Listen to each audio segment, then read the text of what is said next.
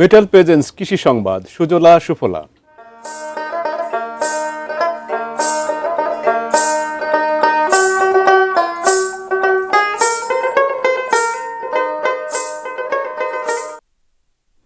বাবুই পাখির বাসা নিপুণ কারুকার্যময় এ পাখির বাসা কেবল শৈল্পিক সৌন্দর্যের প্রতীকী নয়, মানুষের আত্মনির্ভরশীল হতে শেখার অনুপ্রেরণাও।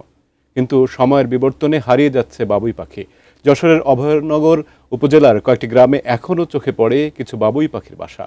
যশোর থেকে নজরুল ইসলাম মল্লিকের পাঠানো তথ্য ছবিতে ডেস্ক রিপোর্ট। বাবুই পাখিরে ডাকি বলিছে চড়াই, কুড়েঘর থেকে করশিল্পের বড়াই। আমি থাকি মহাসুখে, অট্টালিকা পড়ে, তুমি কত কষ্ট পাও, রোদ বৃষ্টি ঝরে। বাউই হাসিয়া কহে, সন্দেহ কি তাই, কষ্ট পায় তবু থাকি নিজের বাসায়। পাকা হোক তবু ভাই পরেরও বাসা।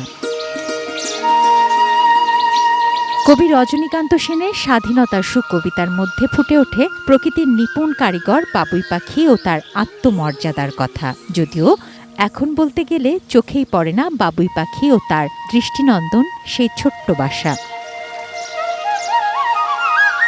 খড়, লতাপাতা, ঘাস দিয়ে বাবুই পাখি বাসা তৈরি করে। ঝড় বৃষ্টিতেও সহজে নষ্ট হয় না তাদের এই শিল্পকর্ম। প্রকৃতির সঙ্গে মিলেমিশে টিকে থাকার এক অনন্য উদাহরণ এই বাবুই পাখি।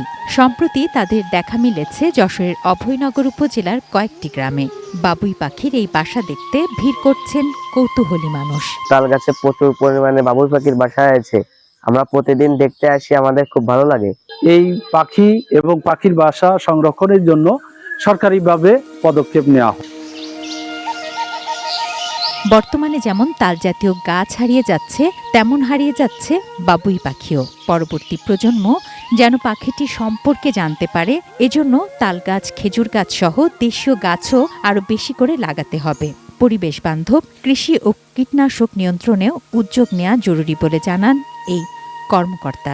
বাবুই পাখির আবাসস্থল যাতে ধ্বংস না করা হয়, বাবুই পাখির বেঁচে থাকার জন্য, বাবুই পাখির এই পরিবেশে সার্ভাইভ করার জন্য, সাস্টেইন করার জন্য যেই পরিবেশ প্রয়োজন আমরা সেটি প্রোভাইড করার চেষ্টা করছি।